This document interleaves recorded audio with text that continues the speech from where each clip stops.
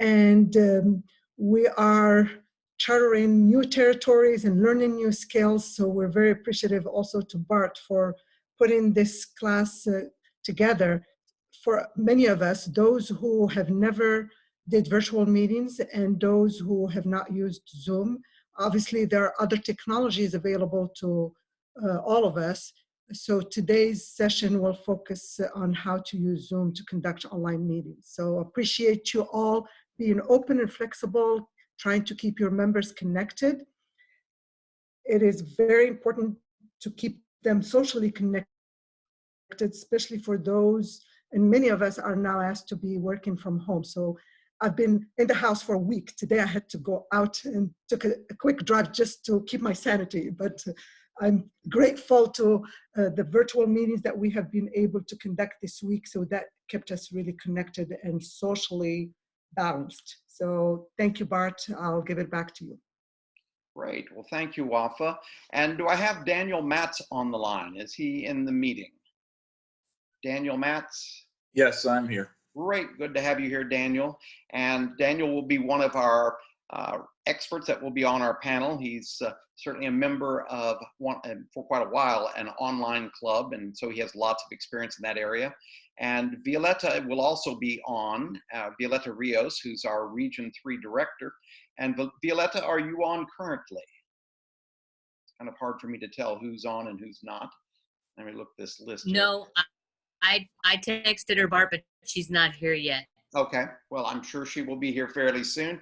Where I thought I would start this off is if everybody can go to your window, does everybody find yourself? And you have a window in the upper right-hand side here that has an ellipse, the 3 dots. And you can see you have a variety of different options here at the top of things that you can do. Right now, everyone is muted.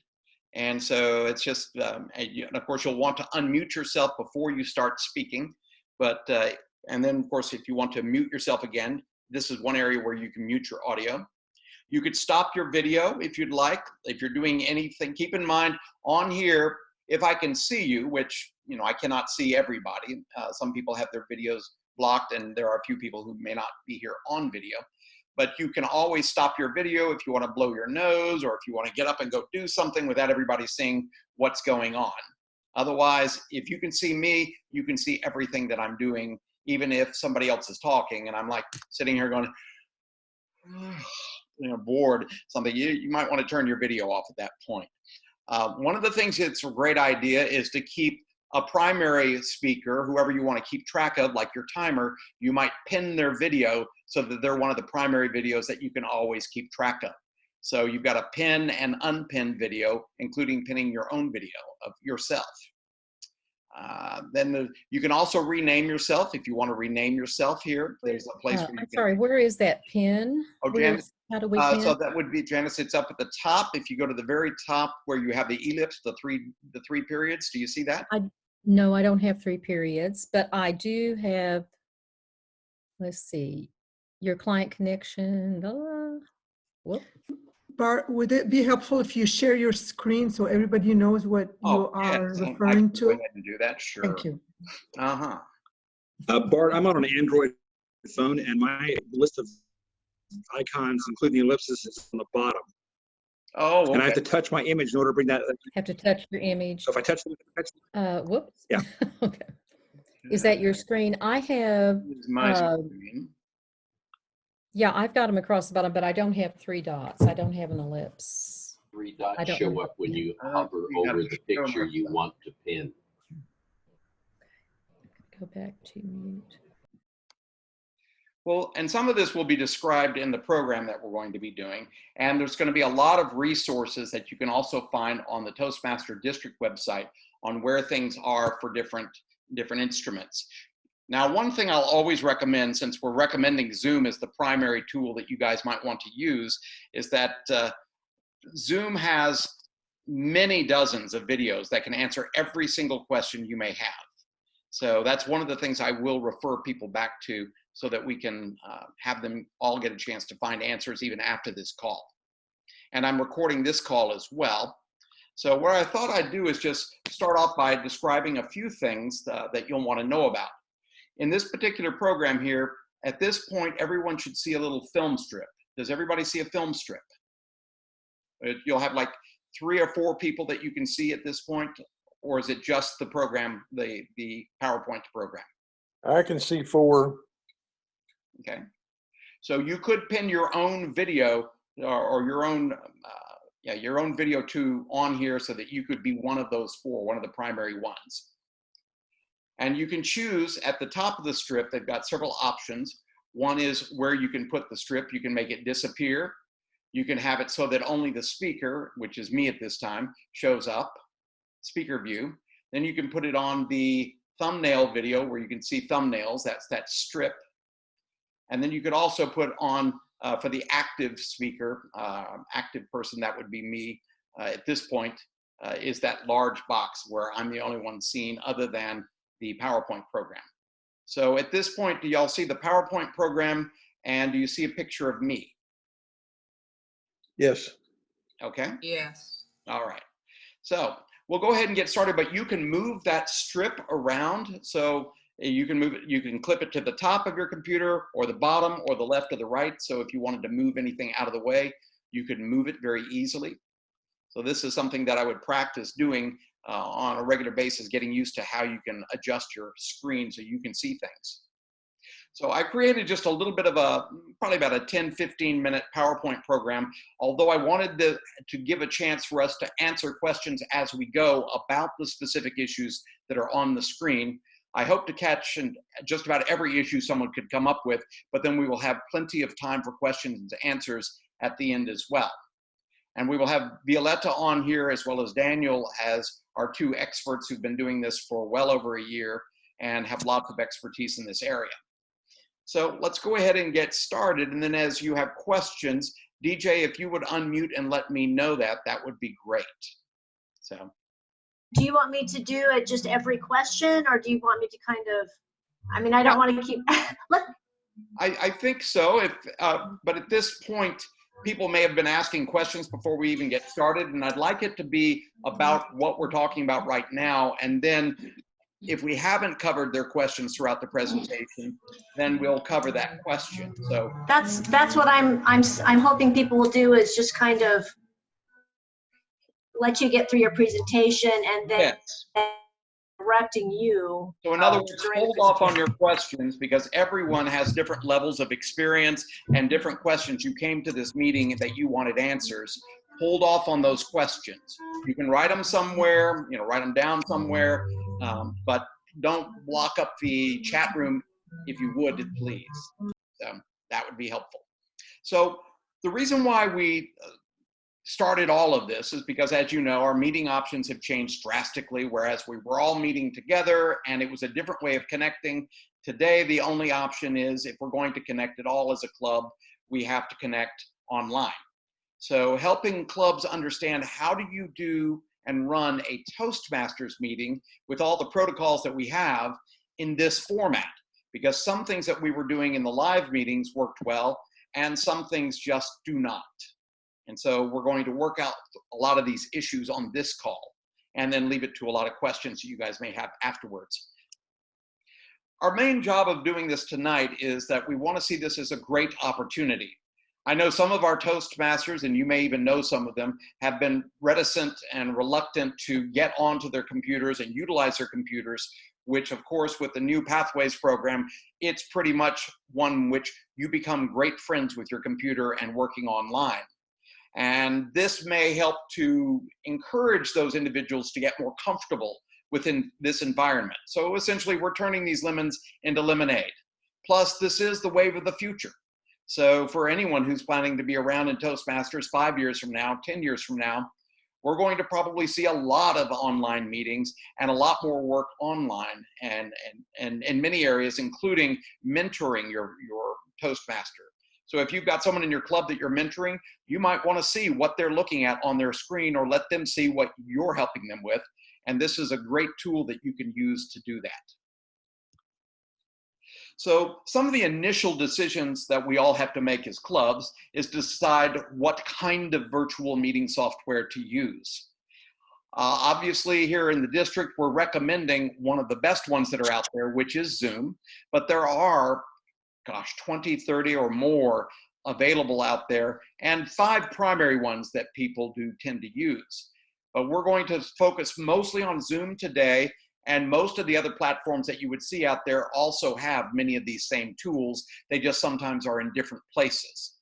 So what we're recommending is to find what will work best for your budget. Now, Zoom has a free program, and as well as some of these other softwares that can be free. If you get the Pro account, which is what I would recommend for each of the clubs, the Pro account is $15 per month. If anything, you might get it for 1 or 2 months. I don't know how long we're going to be in this situation, but essentially you can do this month by month.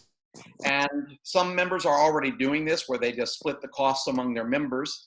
But the reason why I encourage people to have the Zoom Pro account is because you have some extra tools that you can use, plus you get more than just the 40-minute limit with the free program. So if you sign up for a free Zoom account, you get a 40-minute program. Now, I got a great idea from one of my Toastmaster friends who suggested, well, why don't you put 2 of the 40-minute programs together? And I thought that actually works, although you cannot run them concurrently. But you could run a 40-minute meeting, or let's say an hour and a half meeting for 40 minutes, take a little bit of a break, 5-minute, 10-minute break, and then start the new 40 minutes meeting at that point. So you could run completely free on Zoom without necessarily paying the $15 per month. But I do recommend the Zoom Pro account because it does offer a lot of extra alternatives. Now, another thing you could do that is more limited is you could share someone else's Pro account. I know in one of my clubs, 2 of us have a Pro account for our own businesses, but obviously for a 1 hour or an hour and a half meeting that we're doing for our club, it's usually not during that particular time where we might be doing something at work. Now, that may be different for different people here, but you could do that where your sergeant at arms could be responsible for making sure that that account is set up so that we have our meetings planned on their account for a specific time each week. So that's another thing one can do. But again, I think that would be more your president or your sergeant at arms responsibility. And then the last thing before we take some questions on all this is if you're going to use online meetings, these virtual meetings, you want to make sure you've got your most up-to-date tools available. And I know all of us differ as far as what tools we have. Now, I know that with my laptop that I'm using right now, it's a MacBook, and it's a MacBook that's 2016. And the software I've got on it is too old to use the new virtual backgrounds that you can use on Zoom, where you could have a different background than your natural one. But another thing you could do is you could put up a green screen, which is only named for the typical color that people would be, on your skin and your hair, you're never likely to have green. So a green screen makes sure that that person wouldn't disappear into the background when it puts something on the back on that green screen. But you can use other colors. They just should be solid colors and something that is not something you're wearing. Like if you're wearing something of the same shade, like if I had a blue background, my shirt would disappear and all you would see is a floating head. And so that could be a little disconcerting. So you might want to make sure to play with this, which is another reason I want you guys to encourage everyone to get a Zoom account for free, because then you can go on there and you have 40 minutes to play with it, to bring someone else onto the call, to practice your speech, to mentor somebody. You can do this with these virtual tools where you don't have to go and meet with somebody in person, and it's a great way to get this done. So, but you do want to make sure you've got the most up-to-date. Like we have some people who may not have a computer. If they've got a desktop, they may not have a camera, because some of the older models don't have the camera. All laptops, certainly in the last couple of years, all have a little camera right here, usually right at the top, which you'll want to know, where is that camera lens? Because you want to look into the lens when you're talking to people. So have an up-to-date camera. If you don't have one and want to buy a separate camera, little cameras today are incredibly cheap. You can get one for $10 and put it on a little tripod, and you've got a perfectly up-to-date and good camera that probably is better than the one you have on your computer. Probably not better than the one you might have on your iPhone 11, which is the newest, or one of the newest phones, but it's a great camera that's even better than what I've got on my computer. But you can also buy a mic I've got a little mic that I can put on my lapel that's got a wire. Now I can only go 3 feet away from my computer though with that mic. But that, if I wear that mic, one of the advantages of using that over my computer is that if someone is typing, you can sometimes hear them typing. You can hear other noises, and it's less likely you can hear those noises if they have a lapel mic. So you might get a lapel mic. I bought one for $12. That works really well. The wireless ones are much more expensive, and depending on how much you're going to get into this, you may or may not want to consider that. But this is a good time, DJ, to answer some questions in this area. So do you have some questions relevant to these areas? Well, just the only question was, does Zoom offer a discount for Toastmasters? And Violetta answered that in the chat. So I just wanted to see that everyone know we don't have a discount.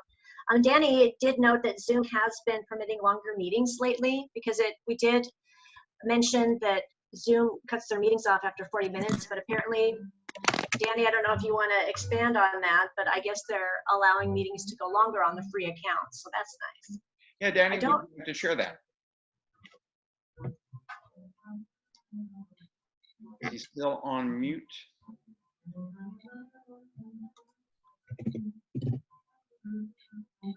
So we can't hear Daniel, so I don't know if he's going to comment or not. Danny Babick. Hello, howdy. We had our meeting, and when it got close to 40 minutes, I got a message that said, as a gift from Zoom, we've removed the 40-minute limit. When we finished the meeting, they said, if you go ahead and schedule your next meeting now, it also will not have the limit. Wow. So I went ahead and scheduled a repeating meeting, and I guess we'll find out. Supposedly there's no 40-minute limit for the next meeting on Thursday, and we'll see if that continues. And I will say, I have tried it last week and on a 40-minute call, and they let us keep going. And it's like, oh, I thought we'd be just cut off, but they didn't. So maybe that's just a rumor anyways, but I'm glad they're expanding that. That's certainly helpful in this crazy period. DJ, other questions? Thank you, We Dan. do. Jean Ramsey has a question about the lapel mics. Ah. Well, the one that you bought, Bart. So it pins on, but how does it plug into your computer? Is it just a headphone jack, or? It's a wired, so it just like with my headset, like my telephone headset, it plugs right into my computer, and it's got a 3-foot length of wire, but it would be wired, that particular one. Right. So standard headphone jack. It's not a headphone. It's just a lapel mic. It just goes. It's just a little mic that clips to your lapel. No, but I mean how does it plug into your computer? I mean. Oh, mine has just a little simple plug on the side for my earphones. Like if I wanted to put in earphones into my computer, I can hook them into my computer directly. Everyone has different systems, so only you would know what options you would have. So if you are going to buy one, make sure that that plug has an audio entry for where you're going to use it. So that's a good point, Gene. So make sure that whatever you buy for your computer would match the equipment that you're going to be able to use for your computer. I know that like the very new Apple laptops would not have the ability, I think, to plug it in. And I think that may be what Gene is talking about. That with a brand new or recent laptop, you may not be able to plug in something that you buy in online. So unless you get an adapter, I'm pretty sure Apple sells adapters, which they almost always have. So other questions, DJ? Yes, Wafae would like to address the discount. Okay. Go ahead, Wafae.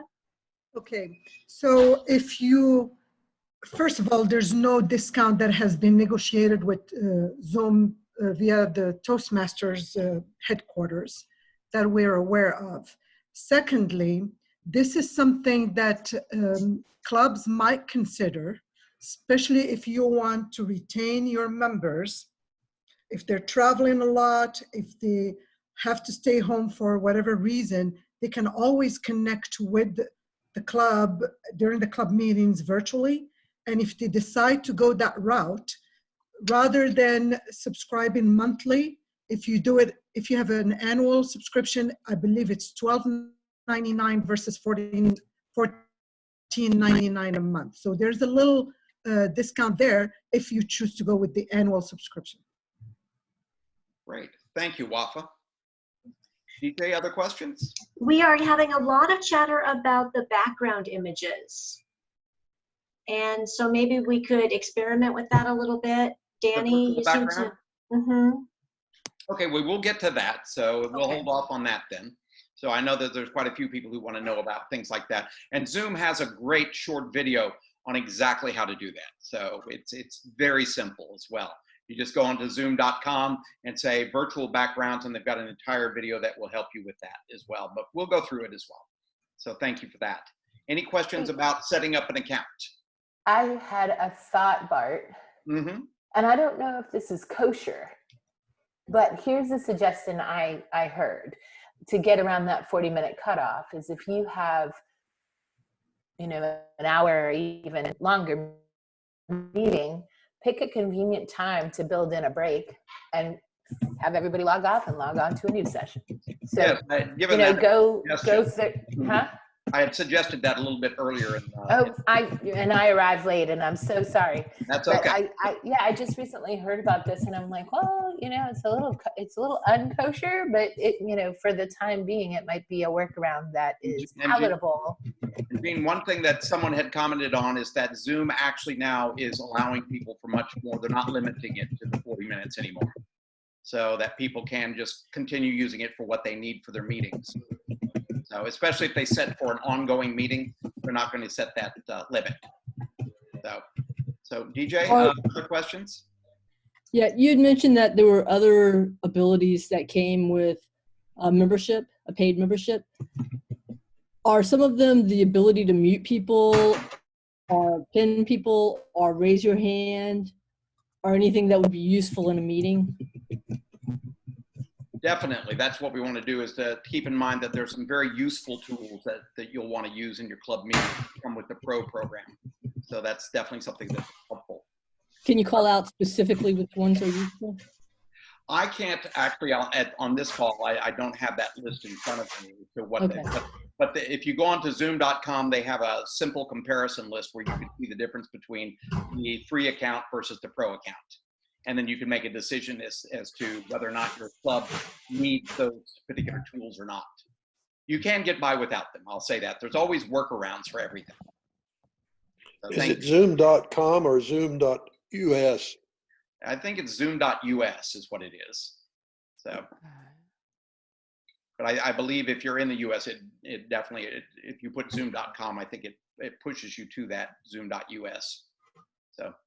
Great. Any other questions in that area, DJ? I know Carol had Okay, her. well, I just want to remind you to, if we're starting to hear a lot of background noise, to mute everyone. Okay. Because we're having some people chat that it's distracting. I don't have a question about setting up the account, but I do have a question about scheduled meetings.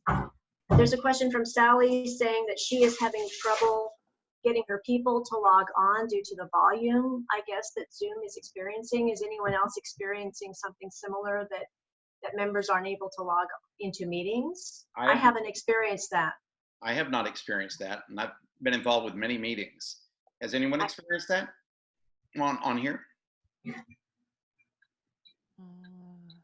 You'd have to unmute yourself this time. But is there an error screen that they're getting? Sally? Yes. Sorry, I was having trouble unmuting. They're getting all kinds of weird things like, this is going to damage your computer, trying it on the phone, the iPad, and the computer. And I'd never had that trouble until today. When I'm getting that report, and I didn't know if it was due to volume or if it's just their server or some limitation of their computers and so forth. But I'd never heard that before, and I've been using it for 5 years or 4, I don't know, time flies. And you can go onto Zoom and go onto their support and ask their support people if there's something that they're aware of that's going on. But okay. I've not encountered anything like that with my phone. I haven't tried it on my iPad in a while, but it worked fine when I did it with my iPad a couple of months ago. But my phone works just fine. Thank you. I appreciate that. I had never had a problem until today. So it may actually be people, and we're way out in the country. It may have to do with their servers or something. So, okay, thank you. I really appreciate that. Thank you.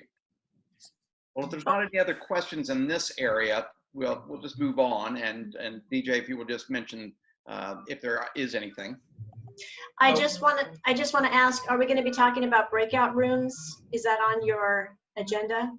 It isn't, although I can talk about them. I do know how to use breakout rooms and think they're great for certain things, especially after a meeting where if your members want to chat, or let's say you want to chat to a visitor comes to your club, they come to the meeting's now over, but you want to chat with them online without setting up a separate meeting, you could say, hey, can we go into a breakout room and have a talk? And I can tell you more about our club and more about Toastmasters. And that's something that could be an option, is using those breakout rooms, which then, but of course that is usually the meeting planner, and you would have to have that person who starts the meeting. Somebody's got some background noise, so let me just go ahead and turn everybody on mute except for me, and then you can unmute yourself. Let's see, mute. Okay. So everybody should be muted at this point. If you do happen to notice background music or noise of any sort, make sure you always put your phone on mute immediately. So if it was not on mute, and I bring this up as in a regular meeting. So if you're in a regular meeting and you happen to have your phone off of mute, be very prepared if some noise comes up, an emergency vehicle comes by, mute yourself very quickly. Otherwise, you might just have everybody on mute until you call on that person, and then they should know how to quickly unmute. So it's a good skill to have, muting yourself and unmuting yourself, as well as starting and stopping your video. So, but in terms of the breakout rooms, I can answer more questions at the end about the breakout rooms, but generally the person who is the host of the meeting can assign a co-host who that person, like if I wanted to be in a breakout room with someone, I say, hey, can you make me a co-host? I'd like to use a breakout room as we continue after the meeting. And of course, if the host closes out the meeting, you have no options except to start a separate meeting. And I might suggest that too, is just say, hey, I'd like to talk to you about our club a little bit more. Can we meet after this? And I'll set up my own meeting, which you can do very easily, and then send an invite to that person or another person or a multitude of people, and have your own meeting at that point. So, which are now not limited to 40 minutes. Great. So if there's not other questions, and one of the things I wanted to let you guys know is that there's going to be a lot of resources available on the Toastmaster District website about how to use these tools and little ins and outs. I've even got a sheet that I'm going to send to everybody who was in this meeting of what I've put together. It has, at this point, well over 50 different pointers you may want to know when having a meeting on Zoom. And you'll want all your members to know these things too. Such as, remember, people can see you at any time, unlike in a live Toastmaster meeting where generally people don't necessarily see your face unless you're sitting around a table together. But usually we don't see our faces constantly through the meeting, but on this one, that option is always available unless you stop your video. But there was some things like District 52 and a couple other districts have come up with great little tools like this one here that you'll see on how to join a Zoom meeting, where even if you're not a member, how do you do that? But one thing you could do is download Zoom, number one, sign in and join, number 2, 3, 4. So it just walks you through it with this simple little diagram. We'll have several of those on the district website that will be very useful for your members that you can encourage them to use as resources. Let's see. Now I want to spend a little bit of time talking about different ways we can enhance our meetings. So one thing, and I just mentioned this a little earlier, is you might want to, once the meeting starts, you might want to mute everyone except the essential people that are speaking. And you can have the host assign a co-host who would be in charge of, and this could be your sergeant at arms, let's say, in charge of unmuting people when they get called on, and they can do that as a co-host or a host, or you encourage your members to learn how to quickly unmute yourselves so they don't start speaking and then they just talk like that and you can't hear them. And then everyone's trying to signal them, hey, unmute yourself. Now, so unmute speakers quickly. Turn that camera off only occasionally. I would prefer in a meeting that you be able to see everybody unless they specifically turn it off for just a moment to run off to the bathroom or to blow their nose or whatever it is that they want to do. And so never forget, people can see you. So if you're in the meeting and you're looking bored, or people can see when you're doing other things, they can tell you're not paying attention. So never forget, everyone can see you. So any questions about these particular meeting enhancers? And I'll talk about a few more in just a moment. So DJ, any questions here? We're good so far. Great. A few more enhancers. One is position your camera for the best of views. So one of the things, it's like I have some people who they would be talking in the Toastmasters meeting like this, and you guys can see the problem with that. Also having lights. Oh, Bart, yes. I'm sorry to interrupt you. I just got a whole slew of hands raised. So I think. All right. I'll go back. I'll go back. Okay. All right. So Betty, Daniel, Raymond, and Fiona have all raised their hands. Okay. Yeah, Bart, I just have questions about logistics of a club getting a paid membership to Zoom, and how do you have somebody host a meeting? Like, how do you designate who that host is, and how they control the meeting, and how they assign a co-host? Is it the same person every meeting? Is it like the presiding officer? How do you logistically handle that? Great question, Betty. Actually, what you would do is have the person who typically sets up the meetings is going to be the host. You could make that your sergeant at arms. It could be your club president. So you can make that anyone. And when the meetings are set up, you can actually then encourage them to go ahead and choose somebody who can be a co-host, one or two. Or once you start the meeting, you can assign co-hosts. So like I could go to your picture and go up to the top and say, make a co-host. And so I can assign you as a co-host, let's say, so that you would have the ability to have some of these controls as well. So I don't know how many co-hosts one can have, but I know you can have at least two. So there may be an unlimited number of co-hosts who can have control of this as well. But the host is usually the person who sets up the meeting, goes on there and registers it and gets it on the schedule. So. Bart, may I suggest another option? Mm-hmm. All right. Our club decided to have an email address for the club, Toastmaster Lakeline at gmail.com, for instance. And then we shared that login information with all club officers, because sometimes you might not have the sergeant at arms attending or whomever is designated. So if you give that access to all your club officers, at least one of them should be able to start the meeting, host the meeting, and make others co-hosts or even hosts. And that's one of the reasons why I like to set it up so that people can be on the meeting before the host is even on. Because if I had done that tonight where you guys are sitting in a waiting room, then you would just be sitting in this quiet room waiting for somebody to let you enter the meeting. Because there is a way to control who can enter the meeting before it even starts. I can also, as the host, or even I think a co-host can do the same thing, can boot people out of the meeting or completely, eliminate them. So if you had somebody who was, let's say, a troublemaker, who happened to enter into your meeting who may not be a club member, you can control who gets to be in your club meeting. The reason why I bring this up is because some of you may put your meetings on your website where you say, hey, we're doing our meetings online, come and join us. If you're a guest, please do that. But you could get all sorts of people joining you who see that information. And if you have people you don't want on there, you can block them. That's one thing you can do. And if they come into the meeting, you could actually control who gets into the meeting if you have that waiting room. I chose not to do the waiting room tonight so everybody could start early. But notice when you got on, you thought, oh, wait a minute. I thought the meeting was at 4 o'clock and it's 5 minutes still and all these people are talking. It's like, so it was confusing to some people who didn't understand it. Other comments or questions? That's just like a real Toastmasters meeting. We all mill around and talk beforehand.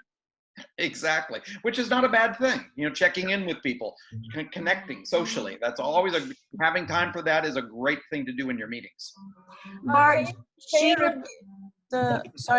rephrase. Can you summarize the options to remove someone again?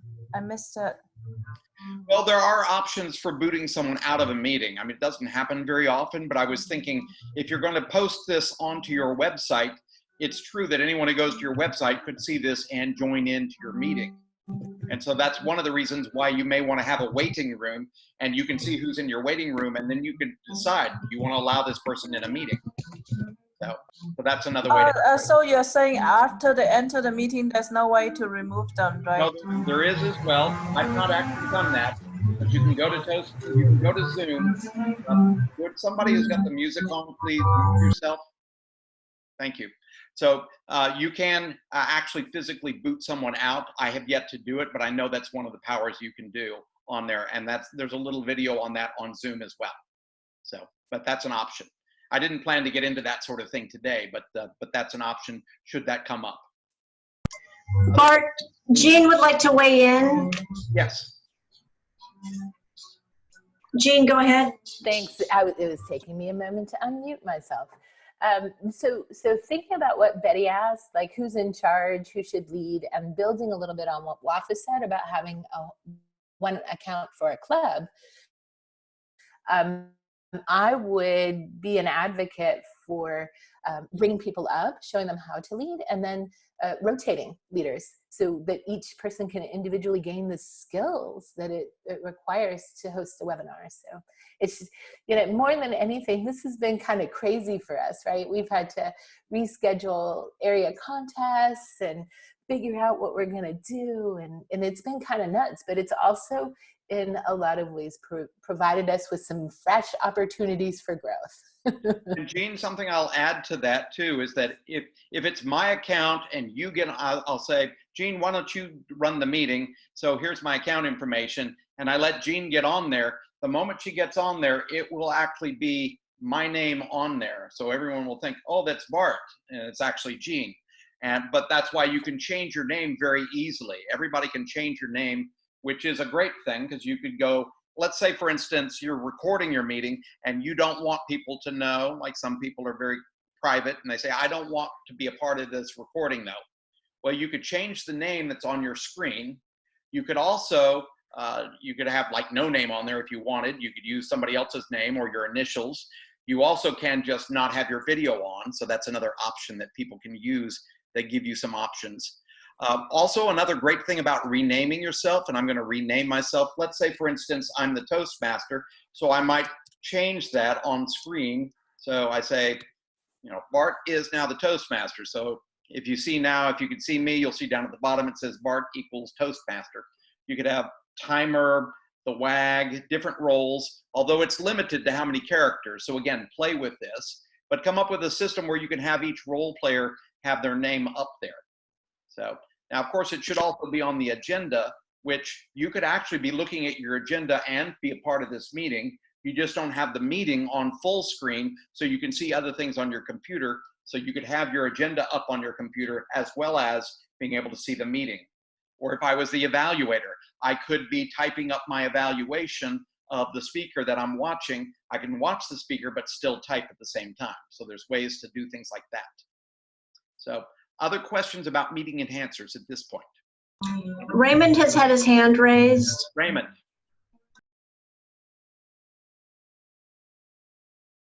Unmute.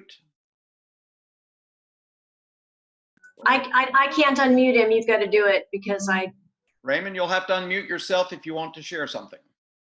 So you do have that power. So, and while we're waiting on Raymond, the other 4 meeting enhancers I brought up was make sure your camera is positioned for best view. So you want to make sure, you know exactly where the camera is pointing and decide, if you're talking over here or if you were moving and you moved out of this frame, you got to know where your camera space is. So frame your face sort of at the center of the camera, but know how to adjust your camera in every way. Another thing is eliminate intrusive noise. We've had some of that on the computer. Generally, if I don't have this program on, where you're seeing this mostly, I can see wherever the noise is coming from because it will light up their box. And that is like, oh, noise is coming from that person. But in this case here, everyone should be muted until you're called on or you want to make a comment. Another thing, adjust lighting so it's just right. I call it the Goldilocks thing because you want to have the right amount of lighting. If I put too much lighting on myself, that's what it would look like, and it could be annoying both to me as well as to other people. Deciding on how many lights you need on you for good distribution so you don't get shadows. You don't want lighting behind you. That can be a problem as well, because then it will make it harder to see your face. And if someone cannot see you very clearly, and of course you can see yourself, so you can tell what you see is what they see, you want to make sure you've got the right amount of lighting to show what you want to show to people as much as possible. So find just the right amount of lighting, and then eliminate any background distractions. I'm in my study, the TV's on in the other room, and so you could hear other people or the TV unless I had that door closed. So I would go ahead and close the door, get rid of the pets. I was in a meeting yesterday where the Toastmasters started off, and the moment she started speaking, her dog started barking, and the dog wouldn't stop barking, but you couldn't mute her because she's the Toastmaster opening up the meeting. So that was a problem that no one had thought about. So since we're all at home, there are some distractions you just can't get rid of. If you've got kids, they may be coming in and say, hey, I need a glass of milk or something, and are unaware that you're on this meeting. You might have to mute yourself, perhaps even turn your camera off and go get them what they need and then come back to the meeting if you're not the speaker. So any questions on these enhancers?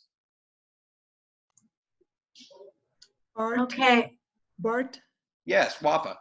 Someone is asking if you would go over renaming or put in your title, please.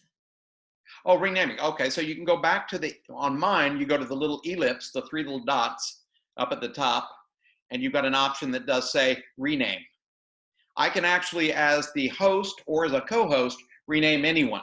So I could go in there and change up everyone's name and say, okay, this person's the timer, this person's an evaluator, this person's speaker 1. I could actually go in there and put their first name and their title, which can be a fun thing to do. So that's something you can do as well. But you can play with this, and that's why I also encourage you to get your own account. These are easy things to find on your screen. You just have to get to your screen and learn what things are. So, and we have some tools on the district website that also show you where these are. And you can also go to Zoom, and they have little videos that show you exactly what you're looking at on your screen and what you can do and where you can do it. Like on mine, I have a few more controls as the host that you would probably never see. Different sharing options that you don't have. I can annotate things, add to things. I can poll people and run a poll, and which some clubs could do for voting. It's a little more complicated, I think, than some of the other voting ideas, but you could poll people and see, who do you think is the best speaker? Here's the 3 people you can choose from. You poll them. Now, of course, I would do it anonymously, because otherwise, if you don't, you're going to get the poll and show exactly what percentage each person got, and everyone can see that. So unless you make it private. So there's options like that. But polling is an option as well for when you're the host on a pro program. So other questions or comments before we get into meeting etiquette? Okay, Yulriki, did you have a question? And I see Joseph has his hand raised as well. So Nikki, if you want to speak now, just unmute yourself and go ahead. Anyone who's going to comment, if you don't have any noise in the background, go ahead and unmute yourself now. Okay, can you hear me? I can hear you, yeah. Okay, this is We great. all can. Mm-hmm. So you did see the hand raising thing? I just was testing that. Yes, so yes. I'm not able to change the camera setting, unfortunately, the way it's set up in this room, because this is for classroom instruction starting next week. Ah. So I have to speak with my other part to see if we can have another camera over this. Ah. So yeah, thank you. It's a good point to make. I'm learning. I'm trying to take this all in. Thank you so much. Sure. That's why Okay. you practice before you get into a meeting, to practice what you're going to look like, what options, what's going to be in your background, what your lighting is. And when you get on, always test your video and your audio. They have a little test you can do that's easily, everybody has control over that, and they'll do a quick audio or visual, and you see, can you see them? And then they'll do a quick audio, and they'll ask you to say something, and they'll play it back. And if you can hear yourself, everyone can hear you. Okay, so the audio comes through okay? Mm-hmm. Okay, thank you. Yes. What are the jazz hands? Oh, am I not next? The jazz hands? Oh, like that? Okay. Yeah, we'll talk about jazz hands in a bit. Bart, Ernest asked about the polling, if that can be used for open-ended questions. You might It can, if you want to do a poll of people, either quietly or not, and know what percentage of people in your club want to vote on something, like in a club meeting, that's a great tool to use. And again, they have videos on polling. I'm not going to be able to get too much into that in this call because we're going to have so many questions, but polling is something that some clubs may want to use if you have the pro version, and you can do that, and there's some great videos again on Zoom that tell you exactly how to poll, and it's very easy. It's not difficult. It just takes some practice. Other questions? I think we're good for Okay. now. Wonderful. Well, let's go through some meeting etiquette. So Toastmasters has lots of different etiquette rules, and each club sometimes develops their own rules. One of the big ones we have in Toastmasters is always making sure that the speaking area is never empty. Well, that's going to be a little more challenging in this particular setting, but obviously it's never going to be totally empty, but the person who is speaking should be the one who is mainly being seen. So you might want to have all your people get there early and know how to put it in the mode that's going to be best for your meeting. And generally the best mode to have it in is, where you want to look at everybody. So versus just the individual speaker. But when the meeting starts, you want to be sure you have the primary speaker as the main picture you can see. So arrive early and prepare before you get in about your sound, your video, your background, your lighting. Make sure it all is in good working order and you look the way you want to look and sound the way you want to sound. I know that some people, they do clapping. If you get everybody doing that, that can be very annoying. Now, I have had some people do it like quietly like this, but then again, it's so quiet that you could just go ahead and acknowledge them through the video, jazz hands. Now, if you can only see 4 people up there, obviously you're not going to see everybody clapping, but that's just a way of just acknowledging for people. So now there may be other ways. So if you guys have other ways, bring that up. We'll bring that up in just a moment. So, but one of the ways I'm suggesting is jazz hands. Now, you also don't want to be talking to other people, although like Betty's in the room with someone else and she and Jeff could be just talking. But again, your attention would not be on the group at hand. But also don't talk over other people, which this is the reason why we have everybody on mute, because the temptation is for everybody to want to jump in there and say something, and that will be a bit too confusing. Always be willing to mute yourself when you're not speaking. I know a lot of people are a little uncomfortable with putting themselves on mute, but always, you can just instantly turn yourself off of mute as well. So, but mute yourself because you never know when some sounds might come up that you don't want people hearing. And then don't multitask. Now, there are times where it is applicable to multitask, such as if you're the evaluator. You're obviously going to be taking notes in some way while you're actually paying attention to the speaker. But other multitasking would be don't answer personal phone calls or check your email while you're in a meeting, no matter how bored you are. So, and believe me, I've been tempted. But in our Toastmasters meetings, that would be considered rude. You want to give people full attention. A few more etiquette things, and then we'll take questions and comments. Remember, it's all about the eye contact. So know where your camera is, because you got to know where you're going to be looking. I know when I do some recordings, like with my phone, the camera's either going to be on this side or it's going to be on this side. So if I'm looking in the center, I'm not actually looking at people. But my camera is over here, I would want to turn my head a little bit, or make sure I'm looking at that part of my phone here versus looking on this side of my phone, if I've got it turned landscape-wise. So now if it's turned vertically, it's a very different situation. Again, practice this stuff. Another thing to keep in mind is people can see in the meeting, so you don't want to be looking bored, or rolling your eyes, doing things that you don't want people to see. They can always see that. So put on your best style and always smile. So it never hurts to be smiling during a meeting unless someone is talking about something very grave. Next thing is give your speaker your full attention. Make sure your speaker view is on. So use that speaker view, because during your meetings, you're mostly just looking at one person and paying attention to one person. So, and then be aware of chat room activity. I'd encourage most clubs to have your chat room open on the side so that you can tell if you want to comment to somebody, it'd be an easy way for them to keep up with it as well. So now we have some time to take some questions on etiquette or comments. And Daniel and Violetta, if y'all want to bring up some feedback too in these areas, feel free to jump in here. Any questions, DJ? Well, I think we're okay with that so far, although Marva has asked if we need to have the pro account to get you a virtual background, and that I'm not sure. I think you might. So you might want to speak to that. Do you know? I believe you have to have the pro account for that option. Now, I'm not absolutely sure because things are always changing too. So they may change certain things. No. But always check. If you have a regular account, go on there and look at your video. There's a little arrow next to your video where you would turn your video off. Go to the arrow instead and look at your options. And if in your options it says virtual as an option, actually, no, I have pro on both of these accounts, so I only know from a pro perspective, so I can't say. It's available for free. Okay, great. Yeah, I was about to say, any of you who don't already have it, you can check now. So great, it is available for free.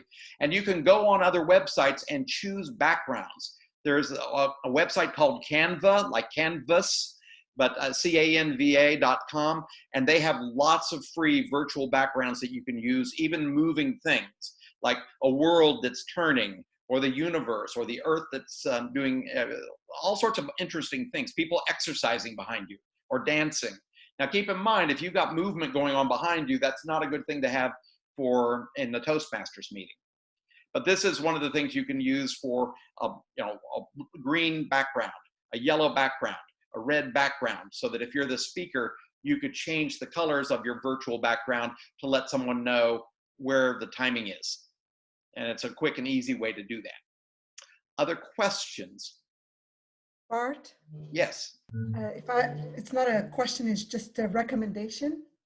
So I like to demonstrate to the viewers that I'm standing up right now, so I can use my body movements and not slouch while I'm sitting down, or using my index fingers, which happened during our club meetings. People during their table topics presentation, they were really playing with their face without being aware of that, and it was really distracting. So I recommend, if you could, angle your camera so it could at least capture the top part of your body, so you can have that energy when you're presenting and use your body movements. Great, thank you, Wafae. Other questions and comments about meeting etiquette? And we'll have plenty of time to ask other questions at the end of the presentation too, when we get out of this. So yes. Can you repeat the website again for the virtual background? Oh, it's called CANVA, like Victor A, canva.com. Okay. And they've got lots of free artwork that one can use that's specifically, a lot of it is very compatible to Zoom. Great. All right, well, we'll move on because we'll have plenty of time for questions, so don't worry about that. A couple of things too, let's see here. Some troubleshooting areas. If you have an unstable or weak Wi-Fi connection, always be prepared to, if you've got your phone, have Zoom on your phone, have Zoom on your tablet. So if you're on your laptop and you've got a weak connection, you could turn and go to your phone, which would probably have a better connection. Another thing you could do is try an Ethernet connection, which would be a direct wired connection into your computer. So if you can go directly from what your internet source is, your right into your computer, you're going to get the strongest signal. So that's something you could try as well. But be careful if you go onto your phone and you're on your computer, you could get double audio, an echo sound, and we'll get into that in just a moment of how to deal with that. We've already talked a lot about the virtual background issues, but keep in mind, like for me, I can't get it on this operating system I have on my computer, although I can use it easily on my phone. So you guys will be able to tell very quickly whether or not you can access it, because it will tell you you don't have the right operating system, or you'd need to upgrade to be able to use virtual. Otherwise, it'll just automatically show you how to do it. For the echo, this is something I found online that can be a big problem during a meeting. You're talking and suddenly it's just echo, echo, echo, echo, and every word you say is echoed, and it's like, oh no, what's going on? It's awful to listen to. And it means that a participant either has got both their computer and their telephone in audio active mode, where you can hear from both, so both the microphones are on. Bad thing to do. Turn the microphone off from at least one of them. Or like in, let's say, Jeff and Betty's situation, they're both sitting there next to the computer, but if he's on with his telephone and she's on with her computer, the speakers may be too close, and thus it's going to happen that way. So even though it's two different systems, the speakers are too close, just like you would do when you have a microphone in your microphone and you stand too close to the speaker that you're speaking out of, you get that reverb, really bad sounds. And so, and the third reason, multiple computers with active audio in the same conference room. That's very likely in live meetings. If someone's doing this in a live meeting and they've got some people who are not in the room. So, and some clubs have done where they've used Zoom to bring people into their meetings. Yeah. So those are the times when that can get in the way. I'll talk about some of the roles and how each role is different, but I did want to see, is there any burning questions right now? Because we're going to get through this in about 5 minutes, and then we'll be able to see each other and ask lots of questions from the experts. So, Right. I just wanted to comment on what Jean was saying. When we did the DC meeting, we had several computers in the room, and Wendy Lord solved that problem because we just all plugged our computers, our headphones into our computers, and then we were okay. So you can have two computers in the same room. You just have to be sure that you've got your headphones on. Excellent. Thank you for sharing that. We've got a lot of great experts out there, and how did we learn this? Through the mistakes we've made. So you don't have to be an expert in all of this. You can just get on it and start practicing it and trying it. That's the best way to learn, just like we would encourage people to do on Pathways. Great. So let's see here. So the different roles that are going on that are most affected, I think the timer role is the one that's most affected. So coming up with a system that you can use to make it work. In one of our meetings, it worked really well. If everyone had the chat room off to the side, you could then just post in the chat room, green, yellow, red. Of course, that means the speaker has to look at the chat room to be able to see where they're at. A better thing I like, though, is having you pin the picture of the timer. So if you're the speaker, pin them to the top of your computer or to your computer so you always see their window while you're speaking. And so in that way, what you're going to be able to do is that you can then see them if they either hold up a sign or they can change their virtual background. But keep in mind, if you have the virtual background, and I will say had gotten some software, or Calvin Wong had done some work and had his background changed so that you could do the timer with the green, yellow, red. And it's even good to have a black one. So you've got black background, then you got a green background, yellow background, red background. And he was doing that yesterday in a meeting, and it worked out really well. So he sent me those colors that you can then save to your virtual background. And then when you need to pull it up, it's right there in your virtual background library. So those colors. And that's how you change it very quickly so that you can just go green, yellow, red. But again, just make sure that they can see the timer. That's the main thing. And of course, then the timer is going to keep track for the report. Is there any other issues that people can think of that are timer related that are different in here that they've been noticing that they might recommend? Hey, Bart. Yes. People are in the chat noticing that you've stopped sharing, maybe? Oh, have I? Yeah, or the PowerPoint went black somehow. Just calling it out. I can still see him. Yeah, we can see you in the gallery speaking, but like can't see. Oh, interesting. Okay, so yeah, your screen sharing is paused. Doesn't tell me how to unpause it. So that's a challenge. Okay, I can stop here. Wait, there it goes. Maybe that'll do it. Jean, you were saying that you could give a demo of the. Yeah, and I think Betty was doing it too. Betty was doing a fabulous job of showing the timer. Yeah, so I can do the same thing. What I can do is that Betty's doing it, and I can do it as well. So what I've done is actually Betty and Jeff shared with me the cards that they used. And I can also kind of do this so that I'm not like weirdly distracting. All I'm doing is covering my camera right now. So we can move from red to green to yellow. Or I can do this when I'm not at the right time. And this is what we did for the contest yesterday. And we found that it was a lot less obtrusive than the timer, like sharing it, like in a big way. It just seemed really you know, scary or like super distracting. So up to y'all kind of how you want to do it, but I'm doing it with a virtual background. What I did is I just popped up in my virtual background window and I went from green to yellow to red. Yeah, and some of you out there are playing with your virtual background, so I'm enjoying seeing some of the different options. And really all I have that's left in the program is just going through each role and discussing what impact there is for each role, which there's not a whole lot of impact for each role. There is a role I would recommend adding to your various roles you've got, and that is something that I'm calling Zoom Meister or Zoom Master, and that's somebody who, just like the general evaluator, will evaluate how well are people using Zoom in here. Is anyone doing anything that's distracting, detracting, anything that you might give them as recommendations? Like I might see Kathy Moore's picture and say, Kathy, I love the background you've got there, but then one of the things was it made your face look kind of dark. And so you might want to adjust your own lighting on your face so I can see your face better. There, I saw when at some point you were brighter, but now you're kind of dark. And I can see Betty with her earth and in the background. So we can play with all of this. Just don't choose something that's going to be distracting from people. But that's what the Zoom Master can help us as we learn. So the Zoom Master can keep track of whether or not people are being attentive.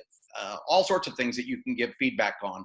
In one of the meetings where I was the Zoom Meister, I gave probably about 20 little bits of feedback to, one to each person about what they could do to enhance their experience for us as a group. So it's just what you're noticing, and that's something I'd recommend. Plus, perhaps just like I've got DJ being the one to keep track of the chat. Obviously, in your meetings, you're not going to have a whole lot of chat like we have in this particular meeting. But you might want to have somebody who's going to be responsible for keeping track of the chat. That could be a great role to give to your sergeant at arms because they usually don't have much to do during the meeting. And that would be a great role for them, is to be the chat master. Bart, I'm sorry to interrupt. Yes. I'm still seeing some chat about the timer role. So we're getting some questions about what if someone is using their cell phone, what tools are available for them to see the timer cues. And I'm seeing people are not quite sure where to find these backgrounds for the timer colors. Maybe someone could share how to do that. Yeah, we can list that on the internet, on the website as well, because that's something that many clubs, like what Jean showed, many clubs are going to want to use that system. I love that system. I just looked at it and thought, wow, what great. I mean, it's so clear. Bart, this is Wafae. For those who would like to keep it simple, here's what I'd like to suggest. I have a card here, especially those who don't have the ability to change their background. So there are different ways to do this. People who want to keep it simple, they can use their signal cards that they have been using. And you can hold it so close to your photo that it can take up the entire screen. Yeah, I can hold it. That would even cover my face. Yeah, absolutely. You could do it that way. You could take pictures of a folder, anything that shows the colors, and you can show it on your screen. And Wafae, if you don't mind, for those that are technologically savvy and want to use those PNG files, we'll ask our webmaster to post those on TMD55. Right. Oh, absolutely. We're giving people options so they do what they're comfortable with. Yeah. And like, as you all are hearing, there's lots of different ways that you could achieve this. We just want to find what works best for our individual clubs, like all of you do. Okay, can I remind everyone to mute yourselves? Yes. Please. Yes. And so Bart, I'm sorry, just one more thing about the timer. Someone's still saying that when they're on their phone, they do not have access to seeing the timer cues. So what is your advice to that? Well, let me see if well, we've got a couple people on here who may have been involved on this on their phone. I haven't been on a call on my phone. I find that's a little too difficult. Although if you do have your phone, you want to put it in a little holder probably versus holding it by hand. Because I did see that sometimes if you're holding it by hand, you're moving like this constantly, and that's very distracting. So if you're using your phone, do it that way. I don't have the answer for that. If someone out here has the answer for that, please do share it now. Another thing I'll recommend is you can probably find that answer on Zoom. Zoom definitely can tell you the answer to that. I was going to say, and I don't know if you can do this because I haven't tried to on the phone either, but if you can pin the timer on your phone, that's a great way to keep that that window active, right, and visible. And I don't know that that's an Yeah, option. that's right, Gene. Hey, everyone, this is Kyle. Yeah, I just posted in the chat there that if you're on your phone, then you just swipe left and you can see the different 4 panels at a time of the people. And so let's say that I go to DJ and I know that DJ is the timer. I'm going to double tap on her screen, smartphone screen. So now I can go about my speech, and she's going to be changing her background. She's going to be raising the little card. She's going to be doing 1, 2, 3. She can do whatever she wants to do to show the time. And then you have it filling up your entire smartphone screen. Usually what I do, hi, this is Violetta. When I'm on the phone, it's because I definitely don't have access to the computer. So I'm not going to be, leaving the phone on the table or doing things around the house. I'm going to be focused on the call, or on the meeting, but just on the phone. So, right, like Calvin said, I use either the four panels and just look for who the timer is. And if I'm on the phone and there is no other way I can control by looking at the timer, I set up my own timer and try to keep on time. Using the phone, might as well just switch to the stopwatch. Great. Thank you, Violetta. Any other comments on that? I just wanted to share that I have joined those Chinese Toastmasters Zoom meetings. Some of them share green, yellow, and red card to everybody just for a few seconds so that they can immediately know it. I think that was a good option as well. And from my experience, that could be one of the best options. Yeah. Great. Thank you, Fiona. Yeah. Bart? Yes. With what you did with DJ at the beginning of the meeting, ask what you would like to have as your flag. It also could work for speeches, where they could ask, if they're on a phone, ask for an audio, saying the word green or yellow, giving the timer the chance to audio respond. We don't have that many that are blind or can't see anyway, but it's a universal way is to ask the contestant or ask the speaker or ask the evaluator how they want to get their timing. And if they're comfortable with the colors, that works. If they ask for audio, that's also a great way. And for people who are colorblind, that could be an issue as well. That's why having it written on the card, so green plus the words green up there would be helpful for colorblind people. So that's, although usually they may be fairly familiar with our procedures. So, but good point there, Reed. So thank you. Any other questions, comments about timer? Okay.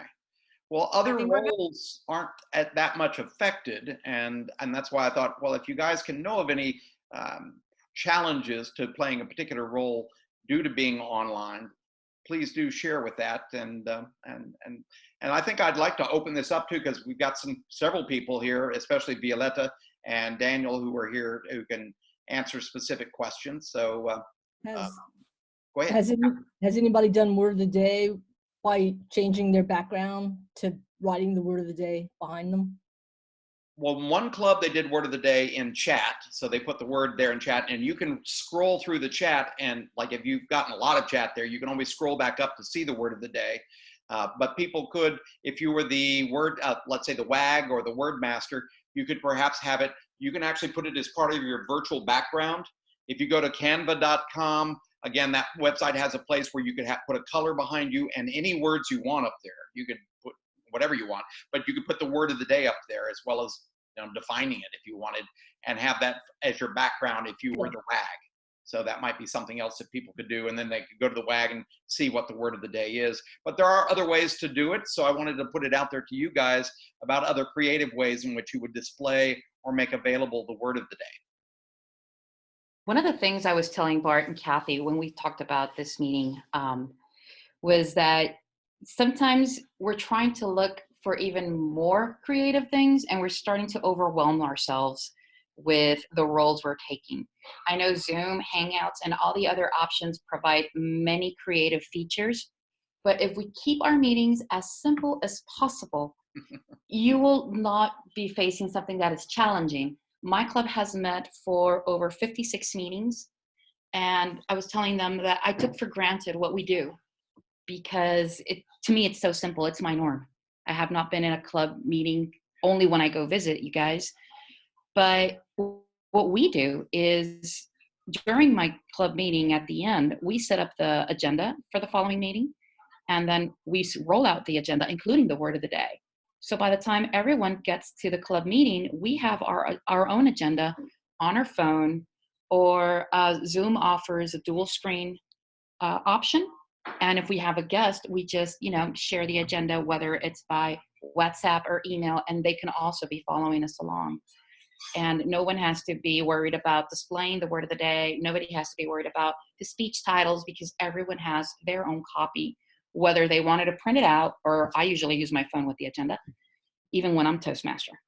So even though Bart is offering so many options, and many of you have tried so many options, in the honor or keeping our clubs as unique as possible, also remember, let's not complicate things for our members. Thank you, Violetta. Very good point. We can sometimes want to get too creative, and that can be a bit intimidating, especially if our members are not quite so tech savvy. So if you make things too technically complicated, it could turn off our members, and we definitely don't want to do that. So she did bring up a good point. If you have a guest come in and you want to make sure that they have a copy of the agenda, you can actually multitask and send them a copy of the agenda. I think you could even do that through a link in the chat. You can put a link in there. If you had it on your website or something, you could have that link there and they could easily get to it from the chat room. So that's another way to do it. You can also add it as an attachment. Ah, perfect. Yes. You can just drag the file, and you could do it either at the beginning of the meeting or when you have already acknowledged that you have someone that's different and you have a guest, you can just send it directly. Excellent. Thank you, Violetta. Other questions, comments? We'll just open it up to basically anything people may have questions on at this point, because I think we've covered most of the basics. I will send out to everyone who is registered for this class my list of the top 50 things to be aware of, which includes almost everything we've covered here. This recording is, this is actually recorded as well, so anybody who wants to watch this who wasn't here or wants to rewatch it for any particular reason, it's available to them. So other questions or comments? Art, Great. Oh, this go is ahead. Wafa. Yes, Wafa. In addition to what Violetta just mentioned, we did the same thing at my club. We had a slide that was put on prior to our meeting starting. So not only we listed the agenda, but we also listed tips on how the etiquette, if you will, of a virtual meeting, how to mute yourself when you do Alt-A, or how to raise your hand, Alt-Y. So it would be helpful if we could put some simple tips, especially for those who have never used the Zoom or have been on a virtual meeting. That would be really helpful to them. Great, thank you. We'll put that on there. So. And hi, Bart, this is Michelle speaking. Hey. So I just want to reconfirm that aside from the regular roles in a regular meeting, the two additional roles that you recommend are Chatmeister and the Zoom Meister. Is that right? So are we adding two sort of it's jobs? Not required in any way. No. There are some clubs that struggle to fill roles, so that would not be something I would want to put on a club that has only 10 people in a meeting. So, right. But it's a role that you could add to a responsibility you could add to a role if you wanted. Like the general evaluator could take on the Zoom Meister role and not only evaluate how people perform their role, but also how they did it in Zoom. So that's something they could choose to add to as something more they could talk about. It's just, it can be a large amount of information that you might want it as a separate role for that purpose. And because I actually like the idea because I do believe that it is a skill that's required. So, oh, yes. I like the idea of providing that role or the opportunity for that role to a different person every week, because this is the world that we're living in now. So we should all be comfortable being that person. Well, thanks, Michelle. I respect the fact that it's a great opportunity, although I wouldn't say it's something that we're requiring or of our clubs to do. So it's totally up to a club. It's just something I would suggest, and especially if I'm the Toastmaster, I've got so much going on that to do this and watch the chat room could be difficult. But mostly that's in here. Now, in my meetings, you're not going to really see that much activity going on in your chat room.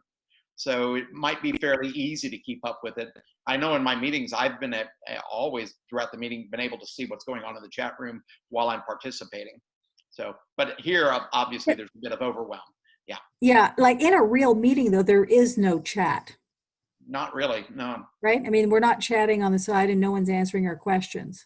You might have if somebody's got, like, let's say they're talking and they've got light in the background, or you can't really see their mouth, you might send them a private chat to say, hey, you might want to adjust your camera. So you can do it that way. So there are times I might do or recommend something like that where you want to comment during the meeting. It's just like I thought there could be a creative way to let people know if they're saying an inordinate amount of ums and ahs, like somebody who's saying in their speech 20 or 30 ums and ahs, and doing something to indicate to them without indicating to anyone else. And so I suggested, well, I could put them into a private chat, and if I was the ah counter and someone wanted, I would let them know each time they said or ah, I might just say crutch, crutch, crutch, and they could see it, but no one else could see it. So that might be something too. But again, as Violetta said, let's keep this as simple as possible for now, since we're all learning new skills. We don't want to overcomplicate things too much. But thank you, Michelle. That's a great point you make. Thank you. Speaking of yes, Janice. Speaking of chats, I know in another meeting I was able to save and print the chats and go back over them because there were several things I needed to pick up. Can we do that? Well, it's an option you can put in, and I know Pro has it. I don't know if the free account has it, but you can actually have a copy of the chat afterwards. You can set it up to do that, but you have to set up the meeting to be able to do that in your preferences. Well, actually, Bart, you can just copy the chat and then transfer it to a Word document. That's what we do lots of times. Just highlight, copy, and put it in there. Yeah, that's a good point. Thank you. So there is that old-fashioned method too, where you don't leave it up to them to do it. Yeah, great, thank you. Any other questions or comments? So I am seeing in the chat that there is some question about how guests will find out about these online meetings, and there have been some discussion that maybe we could share with everyone in case someone's not following the chat. Yeah, and how are we going to get our guests to see? Well, I'd mentioned earlier, the best thing is to have a website and let them know, hey, we're virtual now.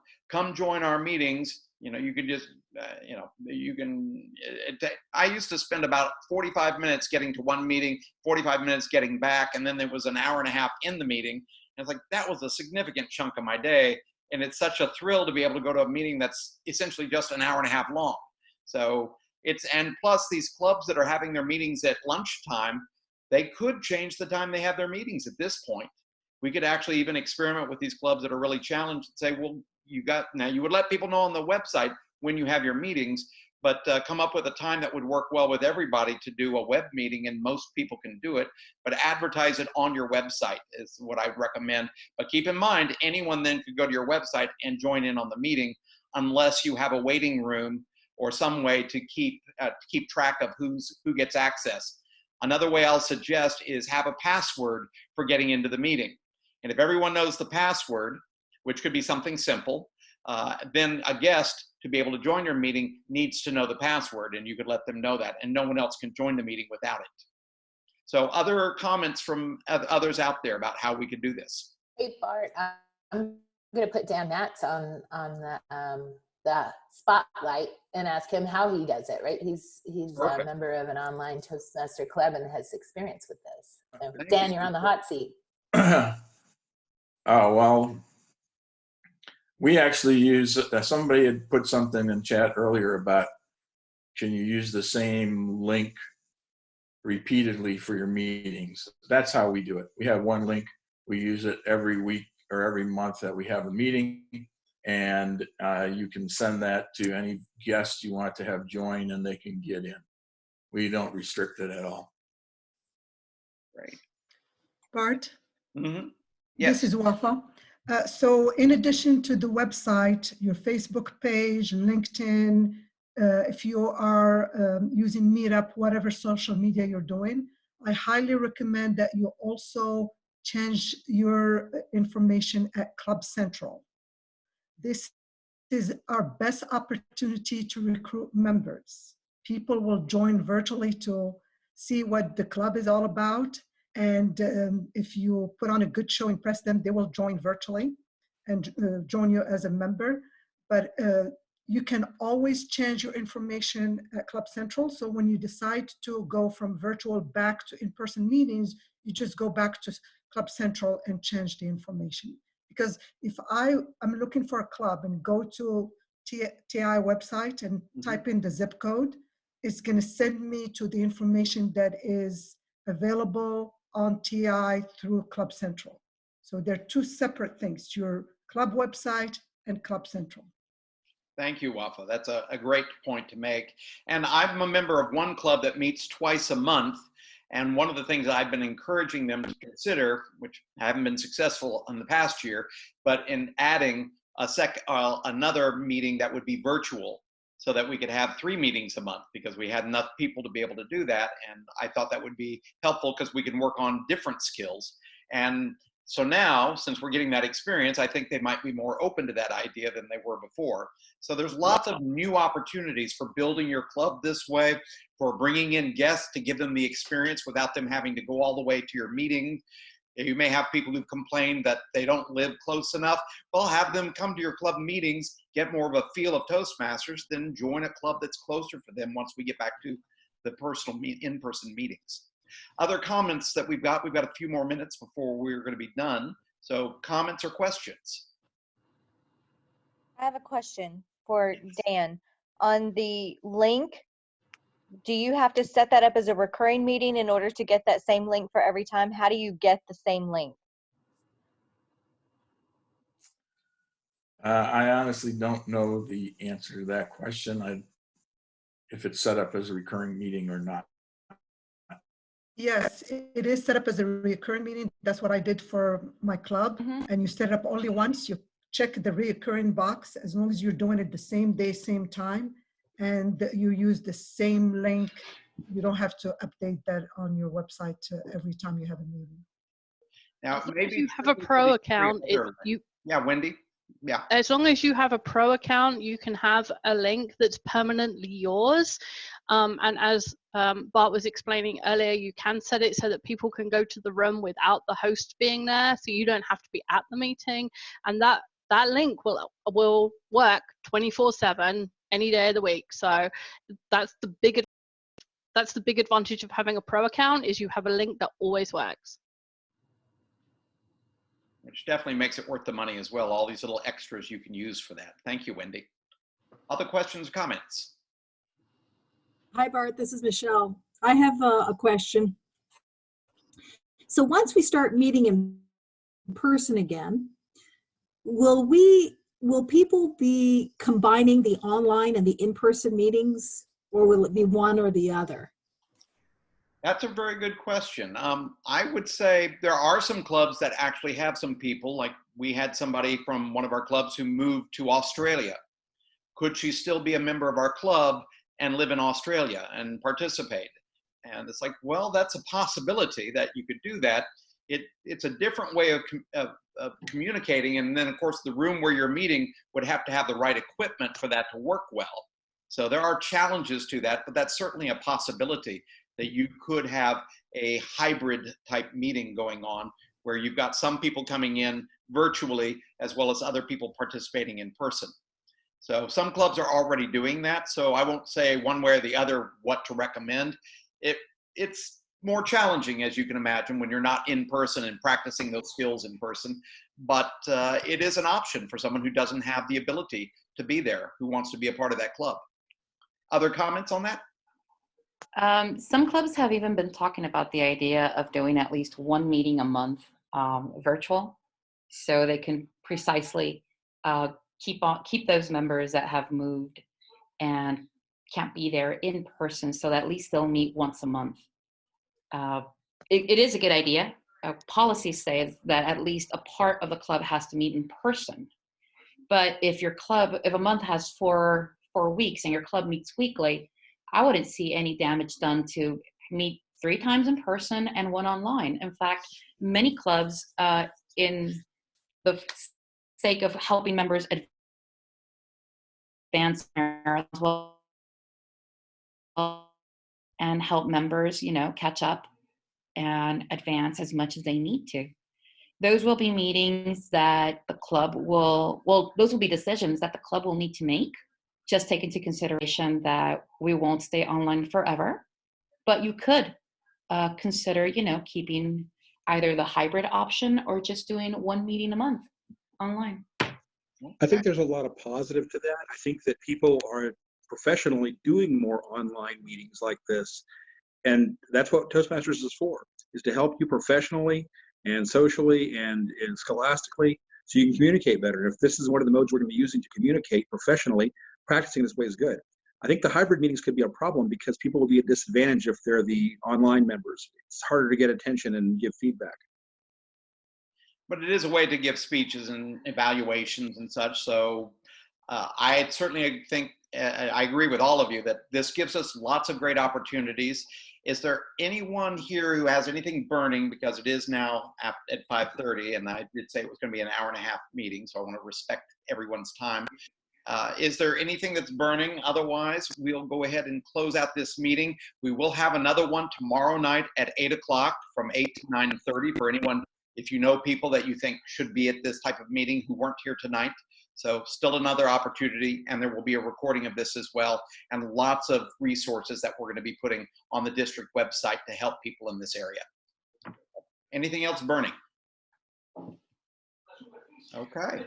Well, I want to thank you all for being here, and it was a great meeting in my opinion, and I really thank you guys for participating to the level you have. So thank you all, and I wish you the best of luck out there, and always be willing to turn to us here in Toastmasters for any sort of support you need. Feel free to get in touch with me. I'm still running this education program, the continuing education, and I'm happy to support people if they're trying to find answers to certain problems. Always feel free to get in touch with me, and I will either know the answer or I will help you find it.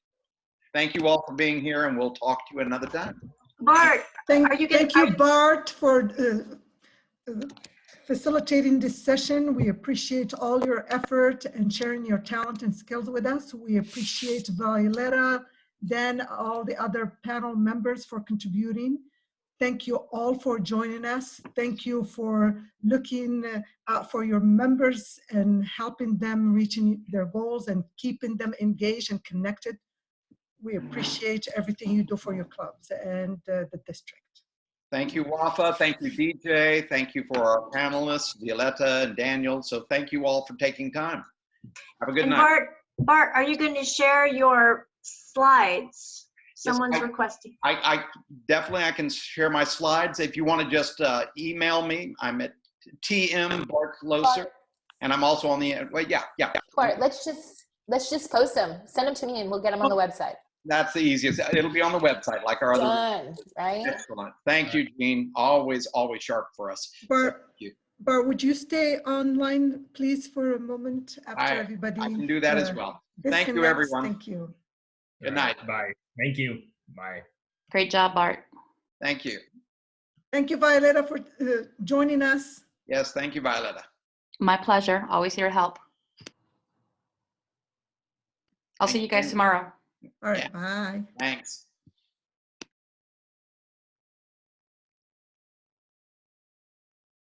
We're down to 9, 8, 7. I'm sticking around too. Yeah, no, stick around, Jean. If I can. Oh yeah, God, no, please stay. Yeah. Bart, that was awesome. I am so. Yeah, there were 85, I think 85 people.